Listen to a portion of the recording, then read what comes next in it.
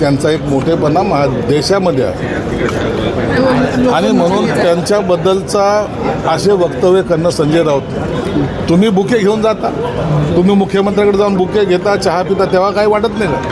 तुमची विश्वासार्हता तर कमी झालेली. आणि सर्वात महत्त्वाचं 19मध्ये त्या शरद पवार साहेबांचं बोर्ड धरूनच मुख्यमंत्री झाले ना तुम्ही. कशासाठी तुम्हाला मुख्यमंत्री केलं कोणी? त्या शरद पवार साहेबांनी. सिल्वर ओकला जात कोण होतं? तुम्ही. त्या टायमाला ते विश्वासाची वाटली आणि आता दुसरं भेटणं म्हणजे विश्वासार्हता कमी होणं.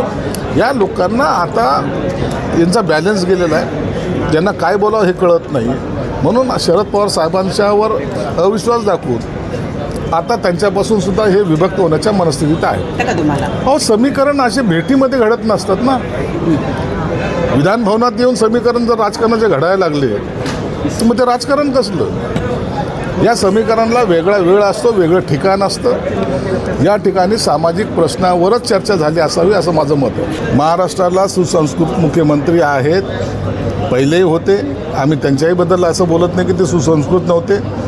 फक्त संजय राऊतची छाया त्यांच्यावर पडल्यामुळं त्यांच्या तोंडातून सुद्धा टोमणे निघायचे. देवेंद्र फडणवीस साहेबांनी काल जे विधानभवनामध्ये विधानसभेमध्ये जे काही स्टेटमेंट केले, काय बोलले ते? तुम्ही मला शिवाय द्या पण महाराष्ट्राला बदनाम करू नका. ही सुसंस्कृतपणाचं लक्षण आहे. नाही तर एखाद्याला सत्तेची मस्ती असली तर तो आपल्या आविर्भावात असतो. मी मुख्यमंत्री आहे तसं देवेंद्रजींनी केलं नाही. म्हणून ते त्यांच्या सुसंस्कृतपणाबद्दल यांनी बोलणं उचित नाही आहे.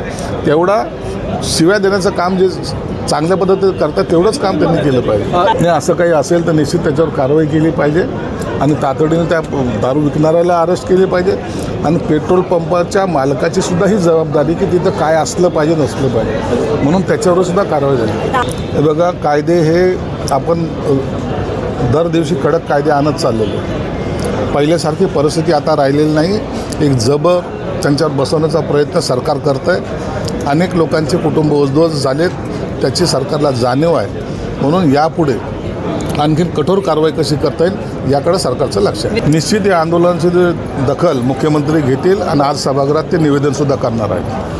आपल्या परिसरातील बातम्या आमच्यापर्यंत पोहोचवण्यासाठी स्क्रीनवर दिलेल्या क्रमांकावर संपर्क साधू शकता. दूरध्वनी क्रमांक 8652414343.